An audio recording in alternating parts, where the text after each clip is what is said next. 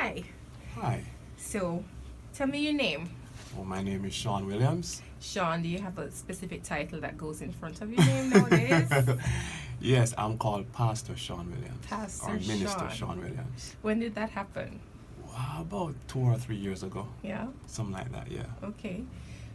Did you always know that you'd be in ministry? Of course not. I mean, I had no desire whatsoever to be in ministry or to be even a church leader. I believe it was God who divinely so orchestrated it. Mm-hmm. I want to be a lawyer, actually, Oh, wow. in the legal field. All for bad reasons, but I want to be a lawyer so I can make money Uh-huh. and usual stuff. But God said no. I'm called to serve the people of God and serve His people. So He convinced me. He convinced He you. convinced me after much trying. He convinced me. Okay. How did you become a Christian? Wow.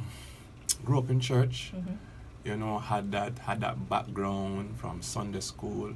So I was somewhat principled, but never really commit my life to the Lord. I can recall my great grandmother. Mm-hmm. She died in our house. It was the first time I saw someone dead up close, and kind of just impacted me. Mm-hmm. And I had a dream. It's kind of funny dream now that we were carrying her to her grave in her coffin, and the grave fell, right? Wow. And her body fell out. And she turned to look at me and said, "Sean, change your life." Mm. That was very, very...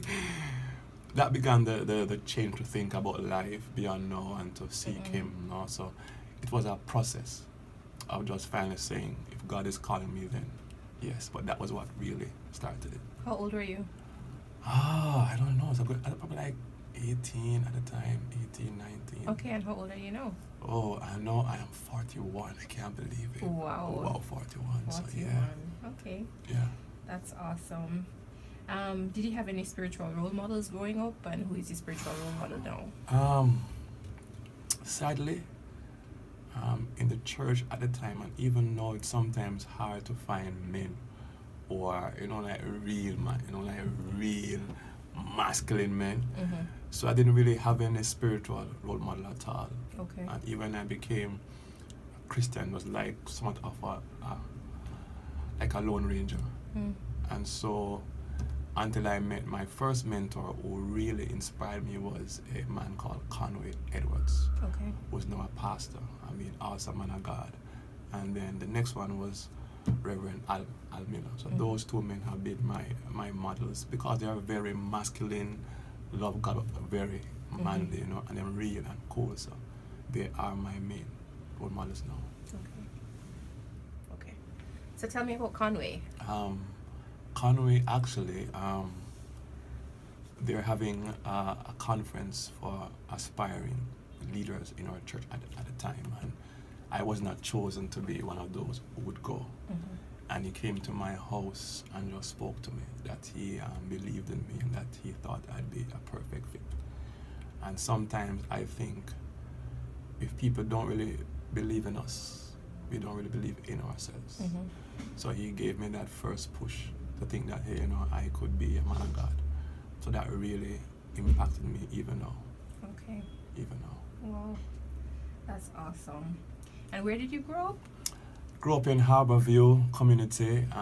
Went to a church called Harborview Gospel Chapel, a Brethren church from I was like 3, from Adam and me. Me I go church. Uh-huh. So that was my life. Grew up playing football in the street. Just different time than now. Different time, but great time. Great time. And siblings? You had any siblings? I have growing up? 2 brothers, no sisters, thanks be to God. Why? No, man. They were annoying, man. Oh, gosh. They're annoying. I'm the eldest of 3. Okay. I have 2 awesome brothers, man. I'm blessed. And we are very close. I have 2 children and I have 2 nephews. They both have boys. Okay. Tell me about your children. I have 2 gorgeous girls, Peyton and Lauren. Man, they're my heart, man. Yeah. I mean, when you have a child, it's like your heart is on the outside walking. And I try to be strong, but most times they can get pretty much anything out of me. And they are 3 and 1. I mean, 3 like, and 1. I tell you, they say, "Daddy," and I'm like, ah. Yeah, man. And tell me about wife. What's her name? Wife, Leisha, awesome woman. I mean, patient. I mean, handle my craziness. I'm very loyal and giving and love people. What drew me to her, just her love and passion for those who are less fortunate, those who don't have a name or title, just love people who are forgotten by people. That's where her heart is, and she love me, man, and she good, man. I'm blessed. How long have you been married? Been married? Oh, make sure I count my mind first. I've been married 8 years, you know. Wow. Yeah, man. Her stomach strong. 8 years. 8 years. 8 awesome years. I mean, I can't also probably feel like argued her like 3 or 4 times, like serious argument. Mm-hmm. You Wow. know, I say, you know, man, I think the key is, you know, when I get getting married, people like, you know, enjoy the honeymoon, because after honeymoon is like prison. I'm like, no, you know, I'm marrying my best friend. I'm marrying somebody who loves me and who loves God, and I have no complaints. I have no regrets. And I'm married 1,000 times over. Wow. 1,000 times over. And how long did you date before you got married? Dates? Oh no, that's where she have to answer. Cause, you know, you Men and women know that. dates. Yeah. I would probably say, I don't even know, man. Thing is, Estimate it. the truth is, we met at work, Okay. and we started going to lunch, Mm-hmm. and it evolved. This is why I can't get it. Just evolved into someone. Hey, you know what? This person looks serious. Mm-hmm. So I'd probably say, probably like 5 to 6 years or thereabout. I'm just dating, and I think she knew before me Mhm. that she was ready. I think Okay. I was more like, you know, that's the fear of just saying, you know, is one person. Mm-hmm. And I'll confess that there's a time when I'm like, how can you have one person for your whole life? I mean, it's like, you know, the same person every morning. I mean, you can't eat chicken every day. I mean, you know. But as time began, I just knew that, hey, she was the one. Mm-hmm. So I wasn't even, I mean, on my wedding day, my best man was more nervous than me. Wow. I'm like, yo, relax, yo. Me, I get married. Mhm. Calm down. Say, I'm good. I'm And, good. and when was the wedding day? Wedding day was July 26, 2008. Rain fell on the day. Changed our plans from outdoor to indoor, but it didn't matter. Didn't matter because you Didn't were matter. marrying your best friend. My best friend. That's awesome. Do you have a nickname? Nickname was what my grandmother gave me, Shawnee Barney. Shawnee Barney. Shawnee Barney, man. Anybody who call me Shawnee Barney, they know me a long time. I call you Shawnee Barney. I Yeah. haven't known you that long. Yeah. Shawnee Barney, man. Okay. My grandma. What are your hobbies? Hobbies? Whoa. Love sports. Mm-hmm. Love sports. Passion for sports. Watch sports. Playing sports.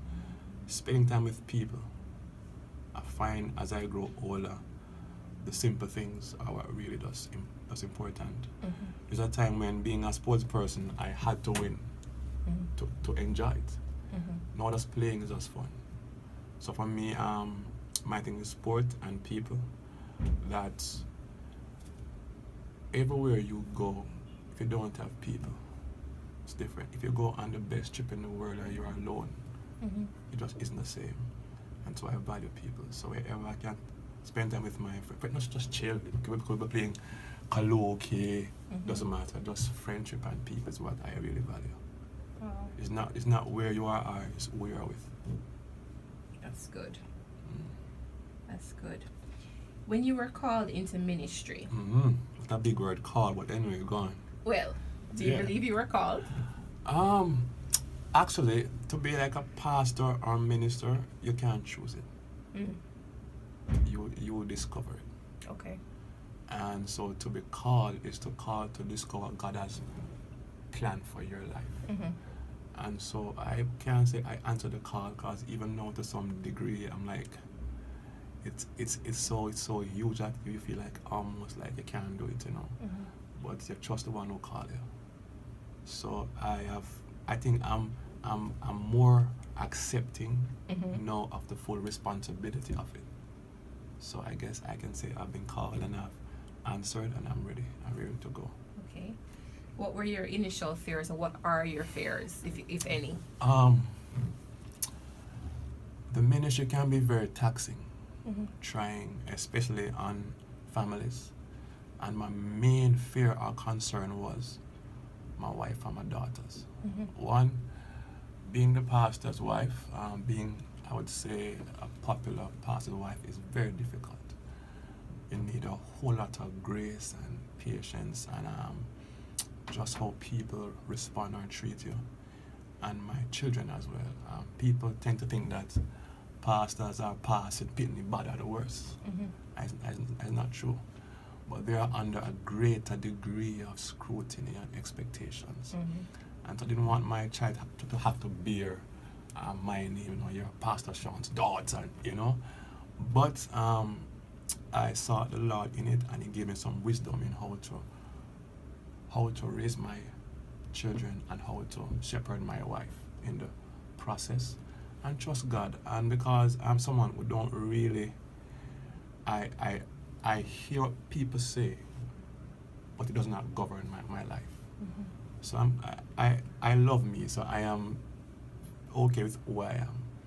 But just for their sake, I was more concerned. But we're cool. I mean, my kids love church. I mean, they love church. My wife is cool too.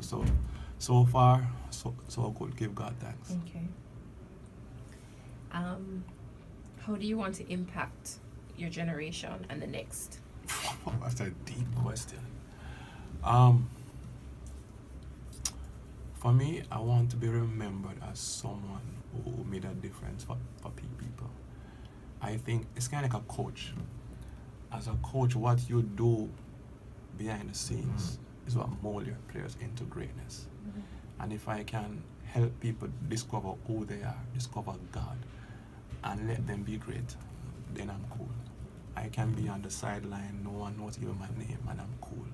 So, but long after I'm gone, if they're playing good, if they are making an impact in the nation, in the world, I'm good. So I want to be remembered as someone who would change the nations by changing people. That's awesome, Sean. Bless God. That's awesome. So with that then, where do you see yourself in the next 5 years? Yeah. Any long-term goals? Next 5 years? You know, I'm a very simple person. I live day by day, but in my heart I know I have to raise up leaders. I think Jamaica has not problem, you know. We have a leadership problem. Whenever there's a problem, God calls a leader. But sometimes the leader becomes the problem. And the real problem becomes just ignored. So my desire for the next 5 years is to raise up a generation of leaders to solve our nation's problems. No matter it's in the realm of education or government or church, we must develop leaders who have the responsibility and the wisdom and the selfless living. Sadly, we have leaders who are more about like self, and they care about the name and the title, man. Doesn't matter, is what am I doing to make my country better? And my daughters, just being girls, you know, females, you think about how we treat women these days. I mean, they walk on the road, I'm in a psst, and I grab and I touch. I'm like, no, man, we gotta raise up leaders who can impact our country. So when my kids grow up, they're in a better Jamaica. Yeah, bless God. Bless the Lord. So what would your advice be for the future generation? I believe the two most important questions in the world I found in the Apostle Paul. He was on his way to Damascus to imprison people we thought were ungodly, you know, Christians, and he met the Lord, saw a bright light, and he said, "Who are you?" And a voice said, "I am Jesus." So first thing I answer is, who is Lord? Jesus. And then he asks, what will you have me do? He says, go to so and so, and I'll tell you. The two most important things in the world you'll ever discover is one, who is Lord, and what am I here to do? So my advice, discover the creator of you, the manufacturer of you, and find out why you are here. Because life without purpose is no life at all. Yep. Amen. What would you consider to be your greatest achievement in your 41 years? so You far? know, I actually gave some thoughts the other day, Mm-hmm. and I couldn't find any. Really? Really, I mean, one, anything I achieve is God, and two, I don't think I've made a significant impact upon the earth as yet. Where if I leave now, I can say, okay, Sean, you changed the destiny of a nation or somebody. I don't know. I think being able to walk this walk for over 20 years is achievement, Mm-hmm. which I know is by God's grace. Mm-hmm. But I still have not found the one thing that I can say, that's it. I think also what I deem important is just two things. Am I a good husband and am I a good father? And so far, I'd probably get a B plus. So that's what I would deem as achievement. If my wife says, man, there's a man of God, and my kids say, man, that father, that man is who I want to be like, that's what I would deem to be. Mm-hmm. It's not an achievement. Awesome. Okay. I think we're gonna make it a little light. Okay. Well, before we get to the light parts, do you have a greatest regret? Regret. I don't do regrets. Okay. I don't do regrets because regret is like you're looking back. Mm-hmm. And I believe in the God of restoration, where even if I made a bad decision in the past, Mm-hmm. if I reconnect with Him, He can so redesign me or reshape me that, hey, it can all work to my good. So I don't do regrets. God is too good to live in regrets. Amen. Amen. Greatest fear? Fear. The dentist, man. I don't like dentists, man. I'm telling the truth, man. I hate going to the dentist, man. I'd wrestle a demon. I'm okay, but dentist scares me. Why? Guess when I was younger, you went and had this big needle and joke in your mouth. I'm like, no, man. So, the dentist, man, dentist. Dentist is your greatest. Yeah, my dentist, man. Okay. Yeah. Favorite type of shoes? Shoes, Converse. I knew that. Converse, man. Simple, cool, comfortable. That's how we roll. Favorite food? Food. Much to my wife's displeasure, fried chicken. Oh my gosh. Not healthy. Not healthy, exactly, right? Fried chicken, man. Do you have a favorite book? Book. Apart from the Bible, no. I think in different times, different authors would impact me. So, there's a time when I read Dr. Miles Monroe, other author called Max Lucado, depending on how you pronounce his name. But there's more different seasons where people bless you. But no great book except the Bible. That's my favorite book of all time. Okay. I think this is my final question. Well, no, I have two more. Okay. Before you entered full-time ministry, what kind of jobs did you do? Well, I was a paralegal, actually. Okay. Yeah, I would administer the estates of minors, of the deceased who had minors. Mm-hmm. I would collect their estates and make sure that their minors are taken care of and provide funds where the estate could afford it, and kind of be a kind of father for the families. Okay. Is that where you met your wife? Yeah. It was a good place to work because it was my first job. Mm-hmm. It taught me just about management and responsibility and just about people, because you had to learn how to work without being thanked. Mm. I mean, you could bend over your back and risk your life for people and they would still be ungrateful. Mm-hmm. So you had to learn to do good because good was to be done, not because you were given a raise or applause. You just, hey, good is good. You learn to do good because Good is to be done. is to be done. Mm-hmm. That's a great quote. Mm-hmm. You learn to do good because good is to be done. Yes. Awesome. We do good not because people are good, but because God is good. So, and I think it's key, because in life you'll not always be appreciated or rewarded. Mm-hmm. So if you rely on external things to govern you, then you can't have lasting success. That's true. That's true. Two more questions. Okay. Tell us something Mm. people would be surprised to know about you. Surprised to know about me. Yes. Okay. Truth. I'm a very shy person. You are? Very shy. Extremely. I'll tell you a true story.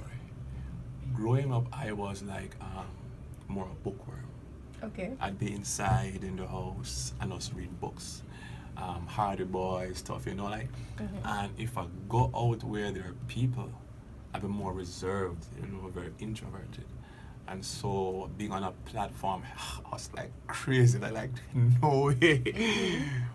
But I don't know. I guess I'm okay in front of people when I'm talking about God.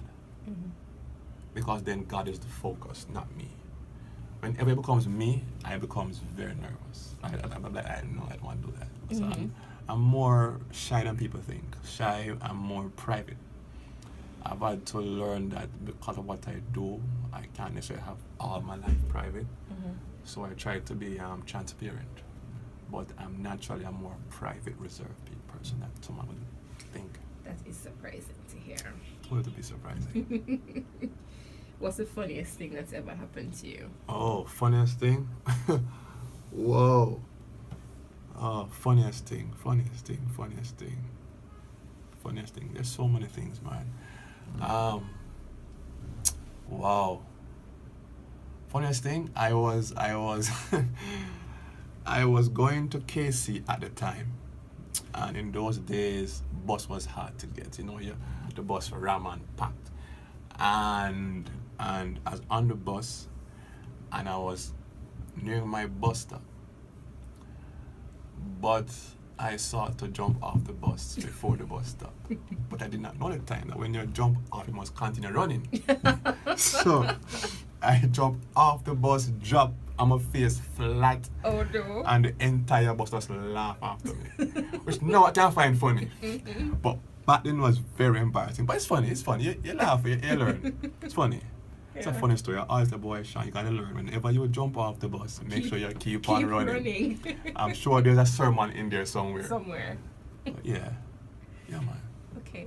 One more question. Some people, full-time ministry, in terms of music, in terms of other ways. How do you serve in ministry? What are the ways in which you serve? Well, I would say 2 full-time ministries. Pastor, minister at church, where you teach the word of God and you preach and you encourage the body and you counsel and you speak into the life of people. And then there is a ministry along the sports side where I'm a sports minister in that we use sports to communicate the faith of God and to encourage people. And so you may do interventions and outreaches and use sports to kind of attract our youth for a bit better life. We also so heavily into coaches because coaches are they're like father figures for many young men, and they themselves need fathering as they father our youth. Those are just 2 small things that I do. I serve. Any particular sports that you do? Well, Jamaica is a football country, of course, but we work across all sports because the principles are the same. We have had netball, basketball, football, cricket, track. Wherever God opens a door, we go and we serve. But football is, Jamaicans love football, but sports in general. And what's the name of the sports ministry? Whole Life Sports. Our vision is to transform Jamaica with God's love through sports. Okay. And sports is an awesome tool, man. If I chop a ball in any community, the crowd comes, audience, you speak life in a dynamic way. Have you seen lives change so far? Oh man, I tell you, it's amazing. I've seen young men who used to in Jamaica bust gun, upon gang and territory and life turnover. And like I went somewhere the other day, and I'm driving through, and the security guard lifts up that bar thing. I'm Mr. Williams, and I look, it's someone who about 2 years ago we did an intervention with some youth who them claim was done, change. And here he was, a security guard. I'm like, well, because I know where it's coming from. I was like, yo, this is like impressive. And I was like, yo, holding boy, I'm good. And I say, you know what?